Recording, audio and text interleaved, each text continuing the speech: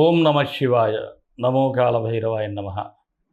విధాత TV ప్రేక్షకులు ప్రతి ఒక్కరూ సుఖ సంతోషాలతో ఉండాలని ఆ మహాకాళభైరవుణ్ణి రాజశ్యామలాదేవిని ప్రార్థిస్తూ మీ విశ్వసాయి గురూజీ.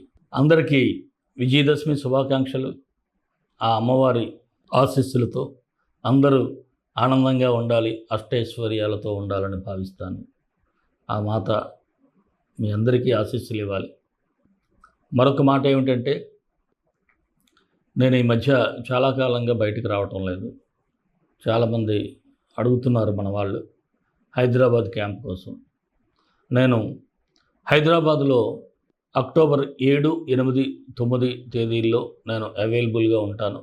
మీరు ఎవరైనా సరే నన్ను కలవాలనుకున్నా, లేదు మీ గృహంలోనే వాస్తు చూపించుకోవాలి అనుకున్నా, ఇటు జాతకం అటు సంఖ్యాశాస్త్రంతో పాటు వాస్తు కూడా చూపించుకోవాలి అనుకుంటే ముందుగానే మీరు అపాయింట్మెంట్ తీసుకోండి.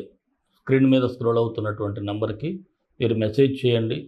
వెంటనే అపాయింట్మెంట్ తీసుకున్నట్లయితే నేను ఉండేది 3 రోజులే. అందువలన మీరు ఎవరైనా సరే మీ జాతక పరిశీలన కోసం కావచ్చు, అలాగే మీ నేమ్ కరెక్షన్ కోసం కావచ్చు, లేకపోతే మీ ఇంట్లో వాస్తు చూపించుకోవటానికి కావచ్చు. ఈ వాస్తులో జనరల్ వాస్తుతో పాటు జియోపతిక్ వాస్తు కూడా చూస్తాను. ఎందుకంటే ఎటువంటి కట్టడాన్ని కూడా కూల్చకుండా మన ఇంట్లో ప్రవేశిస్తున్నటువంటి నెగిటివ్ ఎనర్జీని బ్లాక్ చేయొచ్చు. దాన్ని కూడా మనం పరిశీలన చేసి అది బ్లాక్ చేసే మార్గాన్ని కూడా మీకు చెప్తాను. ముందుగానే మీరు అపాయింట్మెంట్ ఫిక్స్ చేసుకున్నట్లయితే మీకు నా యొక్క అవైలబిలిటీ ఉంటుంది. అలాగే మీకు అన్ని క్షుణ్ణంగా కూడా చూడగలుగుతాను. మరొక మాట ఏమిటంటే, ఎప్పట్లాగే మనం ముఖ్యంగా రేపు వచ్చేటువంటి అమావాస్యని మహాలయ అమావాస్య అంటారు. ఈ మహాలయ అమావాస్య రోజు పితృపక్షానికి శాంతి చేసుకుంటారు. వారి యొక్క ఆత్మశాంతికి, తద్వారా మన కర్మలను తొలగించుకోవడానికి, మనకి ఏదైనా అబ్స్ట్రక్షన్స్ వస్తే వారి ఆత్మ శాంతింప చేయటం ద్వారా కూడా వారి అనుగ్రహం కలుగుతుంది. అయితే దీనికి మనం ఎలా చేయాలి, ఏమిటి చేయాలి అంటే అనేక మంది అనేక రకాలుగా చెప్పచ్చు. ప్రతి మనిషి మరణించిన తర్వాత కాళభైరవ యాతన అనుభవిస్తాడు. అలాగే ఈ పంచభూతాలకు అధిదేవత అయినటువంటి ఎవరైతే శివకేశవులు కాళభైరవుణ్ణే పంచభూతాలకు ఒక అధినాయకుడిగా ఆయన ఏర్పాటు చేశారు. మన శరీరం కూడా పంచభూతాల్లో కలిసి ఉంటుంది. అలాగే అగ్నికి చివరిలో అర్పణం అవుతుంది. మనం ఇప్పుడు చేయాల్సింది ఏమిటి అంటే మహాకాళభైరవ శాంతి హోమం చేయాలి. తద్వారా పితృదేవతల ఆత్మకు శాంతి కలుగుతుంది.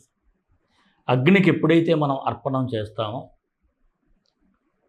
పితృదేవతలకి తప్పకుండా మీ యొక్క కర్మదోషాలన్నీ కూడా తొలగిపోతాయి. అలాగే రెండవ ప్రక్రియ ఏమిటి అంటే అన్నదానం. మనం ఎప్పుడూ కూడా అన్నప్రసాద సేవగా భావిస్తాం. ఎందుకంటే ఎదట వారికి అన్నం పెట్టడం ఒక భగవంతునికి పెడుతున్నట్టుగా భావిస్తాం. ఇప్పుడు మనం పితృదేవతలకు పెడుతున్నట్లుగా భావిస్తాం. మీ పితృదేవతల పేరుట ఇప్పుడు మన అనాథాశ్రమంలో పిల్లలకే కాదు, బయట కూడా నిరాశ్రయులకు మీ పితృదేవతల పేరుతో ఈ యొక్క అన్న ప్రసాద సేవ కూడా జరుగుతుంది. ఎవరైనా భక్తులు పరోక్షంగా పాల్గొనాలి అనుకుంటే ఈ స్క్రీన్ మీద స్క్రోల్ అవుతున్నటువంటి నంబర్కు వాట్సాప్ చేయండి. తప్పకుండా మీరు పరోక్షంగా పాల్గొన్నట్లయితే మీ పితృదేవతలు శాంతించడం ద్వారా మీ యొక్క కర్మలు, అంటే మీరు ఏదైనా పని చేసేటప్పుడు అబ్స్ట్రక్షన్స్ కలగటం, అంటే ఏదైనా ఆగిపోతూ ఉండటం ఏదో ఒక విధంగా, ఇవన్నీ తొలగాలి అనుకుంటే తప్పకుండా ఈ కార్యక్రమంలో పాల్గొనండి. మీకు తప్పకుండా కాళభైరవుని ఆశీస్సులు, మీ పితృదేవతల ఆశీస్సులతో మీరందరూ సుఖ సంతోషాలతో ఉంటారు. మరి రాశిఫలాలకు వెళ్ళే ముందు ఒక చిన్న మాట. మన వీడియోలన్నీ మీకు నచ్చుతాయని భావిస్తాను. మీ అందరికీ నచ్చాలని భావిస్తూ ఒక లైక్ ఇవ్వండి. అలాగే మన వీడియోల్ని మీ యొక్క బంధువులకు మిత్రులకు షేర్ చేయండి. ఎవరైనా మన ఛానల్ సబ్స్క్రైబ్ చేసుకోకపోతే వెంటనే సబ్స్క్రైబ్ చేసుకోండి. మరి రాశిఫలాల్లోకి వెళ్ళిపోదాం. కన్యా రాశి అక్టోబర్ 1 నుంచి 15 వరకు ఈ కన్యా రాశి వారికి సూచనలు, సలహాలు. ఏదైనా ఒక పని చేసేటప్పుడు ఆత్మవిమర్శ చేసుకోవడం, సెల్ఫ్ డిస్కషన్. ఎంత మీరు ఆత్మవిమర్శ చేసుకొని ముందుకు వెళ్తే మంచిది. అంతే తప్ప ఎవరో ఏదో చెప్పారని చేయకండి. ముందు మీలో మీరు ఒకసారి ఆలోచించుకోండి. మీ మనసును అడగండి మీరు ఏం చేస్తున్నారు. అలాగే సమాజంలో ఉన్నటువంటి ఉన్నత వ్యక్తులతో ఒక అనుబంధాన్ని ఏర్పాటు చేసుకోవాలి, సంబంధాలను బలపరుచుకోవాలనేటువంటి ప్రయత్నాలు అయితే ఫలిస్తాయి. ఇక ఆర్థికపరమైనటువంటి విషయాల పట్ల అయితే సానుకూలంగా ఉంది. ఆర్థికంగా సర్దుబాటు అయితే అవుతుంది. మానసిక ప్రశాంతతకి ఎక్కువగా ప్రాధాన్యత ఇస్తారు. ఎంత పీస్ఫుల్గా ఉంటే అంత బెటర్ అన్నట్లుగా మీ మనసుకు అనిపిస్తూ ఉంటుంది. అలాగే అనవసర విషయాల పట్ల కాస్త అవాయిడ్ చేస్తే చాలా మంచిది. ఆలోచించుకుంటూ ఉండండి. కొన్ని ఉంటాయి మనకి అక్కర్లేని విషయాలు. ఎవడో ఏదో అనేసిపోతాడు. 1కి 10 సార్లు కెలుక్కోవటం. వాడు ఎందుకు ఇలా అన్నాడు, ఆవిడెందుకు ఇలా అంది, అవసరమా, తీసేయండి, పక్కన పెట్టేసేయండి. అలాగే ముఖ్యమైన విషయాల్లో మాత్రం ఆచితూచి వ్యవహరిస్తే మీకంతా మంచి జరుగుతుంది. ఇక ప్రభుత్వపరమైన పనులన్నీ కూడా మీకు అనుకూలంగానే ఉంటాయి. ఆయుధాలతో మాత్రం ముఖ్యంగా జాగ్రత్తగా ఉండాలి. ఆయుధ కర్మాగారంలో పనిచేసిన, లేదంటే మీరు ఆయుధాలు పట్టుకునేటప్పుడు కూడా ఈ కత్తులవి ఫైర్ సంబంధించి, ఇంట్లో ఆడవాళ్ళు కూడా గ్యాస్ దగ్గర కానీ ఇలాంటప్పుడు ఏదైనా కట్ చేసేటప్పుడు కూడా చాలా జాగ్రత్తగా ఉండాలి. అలాగే చెడు సావాసాల వల్ల కూడా మీకు ఇబ్బందులు కలిగేటువంటి అవకాశాలు ఉన్నాయి. ఏదో ఒక బెట్టింగ్లని, లేకపోతే జూదమని ఇలాంటివి ఆడటం వలన కూడా ఇబ్బందులు పడతారు, డబ్బులు నష్టపోతారు. కోర్టు వ్యవహారాలు మాత్రం కాస్త సానుకూలంగానే ఉంటాయి. నూతన వాహన వస్తు ప్రాప్తి కూడా కనిపిస్తూ ఉంది. రుణ ప్రయత్నాలు కూడా మీకు ఫలిస్తాయి. అలాగే గృహ నిర్మాణ ప్రయత్నాలు ఎవరైనా చేస్తే అవి ముందుకు వెళ్తాయి. మీకు భార్య, ఇటు తల్లి ఇద్దరి నుంచి కూడా సానుకూలంగానే ఉంటుంది. మీకు వారి యొక్క ప్రోత్సాహం కూడా లభిస్తూ ఉంది. ఇక దూర ప్రయాణాలు చేసేటప్పుడు మాత్రం కొద్దిగా ఏదైనా పనులుంటే అవి చక్కబెట్టుకునేటప్పుడు కాస్త ప్రెజర్ అయితే గురవుతూ ఉంటారు. దీనివలన కొన్ని మర్చిపోయేటువంటి అవకాశాలు ఉన్నాయి. కాబట్టి దూర ప్రయాణాలు చేసేటప్పుడు ముందుగానే కేర్ఫుల్గా ఉండండి. అలాగే మీ మాటలను వక్రించి మిమ్మల్ని చెడ్డ చేసేవారు కూడా ఉంటారు. వారి విషయంలో కూడా కాస్త జాగ్రత్తగా ఉంటే మంచిది.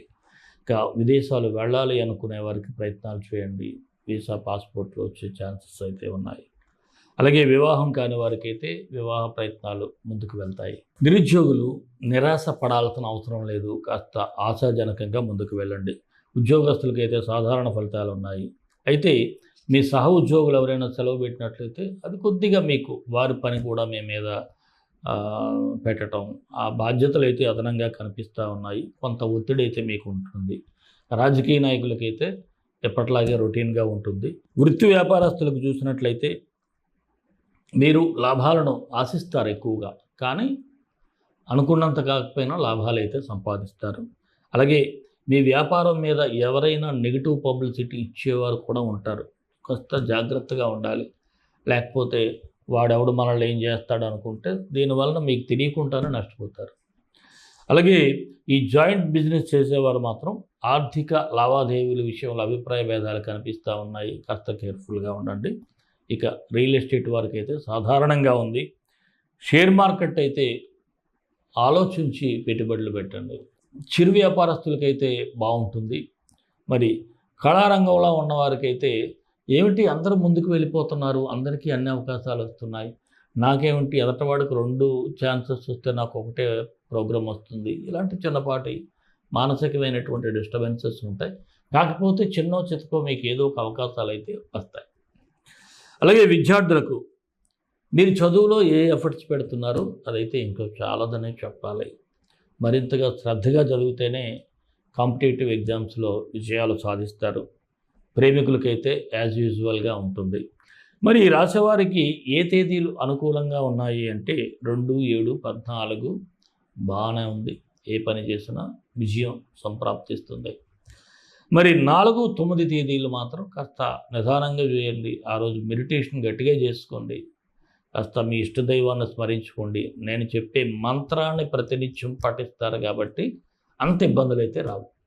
మరి కన్యారాశి వారికి మరిన్ని మంచి ఫలితాల కోసం విశ్వగురు సక్సెస్ మంత్రాలు పఠించండి, విజయాలు సాధించండి. ఈ రాశివారు ముఖ్యంగా గణపతిని ఆరాధించాలి. గణపతికి బెల్లం నైవేద్యంగా పెట్టి బయటికి వెళ్ళేటప్పుడు చిన్న ముక్క మీరు తీసుకొని మిగతా ముక్క ఎక్కడైనా బయట ఈ చీమలకైనా పెట్టేయండి. అలాగే కేతు గాయత్రి మంత్రాన్ని పఠించండి. చిత్రవర్ణాయ విద్మహే శరభరూపాయ ధీమహి తన్నో కేతు ప్రచోదయాత్. ఈ మంత్రాన్ని నేను డిస్క్రిప్షన్లో ఇవ్వడం జరుగుతుంది. మీకు 18 సార్లు ఉదయం సాయంత్రం పఠించండి, మంచి ఫలితాలు వస్తాయి. ఉలవలు నానబెట్టి ఆవుకు తినిపించండి, దేశీయ గోవుకి, చాలా బాగుంటుంది. అలాగే మన ఇష్టదైవం కాళభైరవుడు, కాళభైరవ గాయత్రి. కాళాయ విద్మహే కాళాతీతాయ ధీమహి తన్నో కాళభైరవ ప్రచోదయాత్. సర్వే జనా సుఖినో భవంతు, లోకా సమస్తా సుఖినో భవంతు.